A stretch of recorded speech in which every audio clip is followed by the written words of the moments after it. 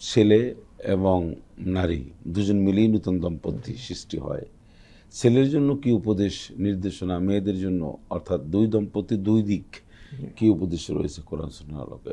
এই দাম্পত্য জীবন, বৈবাহিক জীবন, এটা তো মানুষের জীবনের সবচেয়ে গুরুত্বপূর্ণ একটা পার্ট। কোরআনুল কারীমে আল্লাহ তাআলা বলেছেন, ওয়ালাকাদ আরসালনা রাসূলাম মিন ক্বাবলিকা ওয়া জাআলনা লাহুম আজওয়াজান ওয়া যুররিয়া, যে আমি যত নবী রাসূলকে প্রেরণ করেছি তাদের প্রত্যেকেরই দাম্পত্য জীবন ছিল, পরিবার সংসার ছিল। আর আল্লাহ তাআলা মুমিনকে এটা বড় একটা নেয়ামত দিয়েছেন যে দাম্পত্য জীবনের মাধ্যমে দুনিয়াতে মানুষ আত্মিক মানসিক একটা স্বর্গীয় শান্তি সে অনুভব করার সুযোগ পায়।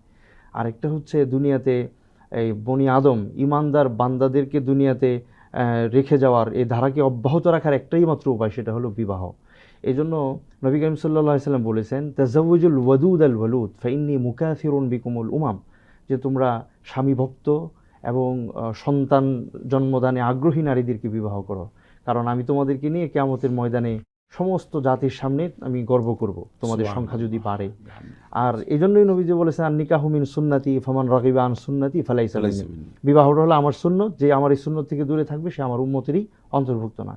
এই জন্য জিজ্ঞেস করি, বিবাহ তো অনেকে বলেন ফরজ, এটা ব্যক্তির পর্যায়ের উপর নির্ভর করে, কারোর জন্য ফরজ, কারোর জন্য ওয়াজিব, কারোর জন্য সুন্নত, কারোর জন্য মুস্তাহাব, আর কারোর জন্য হারামও। এটা ব্যক্তির সক্ষমতার, হ্যাঁ কার জন্য ফরজ, যে ব্যক্তির শারীরিক সক্ষমতা পরিপূর্ণভাবে আছে এবং আর্থিক সঙ্গতিও আছে, ওই ব্যক্তির বিবাহ ফরজ। এবং যদি সে পাপের কাজে লিপ্ত হওয়ার সম্ভাবনা খুব বেশি থাকে, এমন একটা পর্যায়ে যায় অথচ তার সবকিছু সক্ষমতা রয়েছে, সেক্ষেত্রে সব প্রেজেন্ট থাকার পরেও সে তার জন্য ফরজ। এভাবে ধাপে ধাপে এটা এই পর্যায়টা হুকুমটা নির্ণীত হয়। তো যেটা বলছিলাম যে এই বিবাহটা, এই দাম্পত্য জীবনটা একটা স্বর্গীয় আভাস। আর সেই আভাসটা পেতে হলে আল্লাহ পাক কিছু নীতিমালা দিয়েছেন, বিবাহকে সহজ করেছেন, গুনাহকে কঠিন করেছেন। বিবাহের যে ধাপগুলো সেগুলো হলো যে একজন নেককার স্ত্রী অনুসন্ধান করা এবং খুঁজে বের করা। হাদিসে নবী করিম সাল্লাল্লাহু আলাইহি ওয়াসাল্লাম এই ব্যাপারে নির্দেশনা দিয়েছেন, তুনকাহুল মারআতু লিআরবাইন লিজামালিহা ওয়া লিমালিহা ওয়া লিহাসাবিহা ওয়া লিদীনিহা ফাজফার বিজাতিদ দ্বীন তারিবাত ইয়াদাকা। নবীজি বলেছেন, কেউ বিবাহ করে সম্পদের লোভে, কেউ বিবাহ করে সৌন্দর্যের আকর্ষণে, আবার কেউ বিবাহ করে ক্ষমতা বা বংশীয় আভিজাত্যের ভিত্তিতে, আর কেউ বিবাহ করে দিনদার, নেককার, পরহেজগার ইত্যাদির ভিত্তিতে। নবীজি উপদেশ দিয়েছেন উম্মতকে যে তুমি দিনদারি দেখে বিবাহ করো, নতুবা তোমার ধ্বংস এটা আসার সম্ভাবনা আছে।